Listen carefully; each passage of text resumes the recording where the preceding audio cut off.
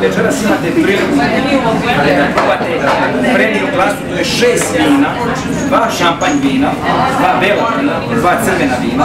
To nijedna vinarija u Republici Srbiji nema.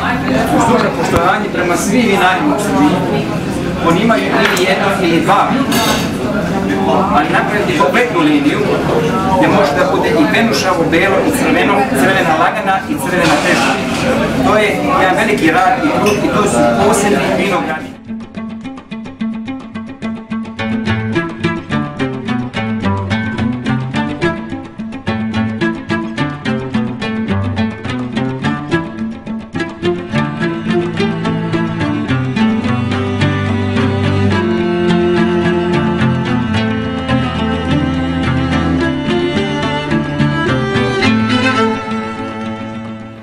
Ništa osim reči hvale da pohvalimo vinariju Aleksandrović za ovaj divan događaj i za fenomenalno uprivanje hrane i fenomenalnih vina.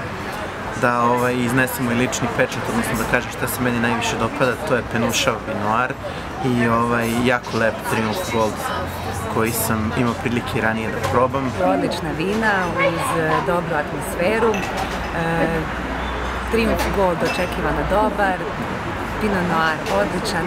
Jako mi je drago da domaće vina konačno dobiju mesto koje im pripada i da najzad se vinska kultura razvija kod Srba nekom dinamikom i nekako kako bi to trebalo da ide u pravom smeru.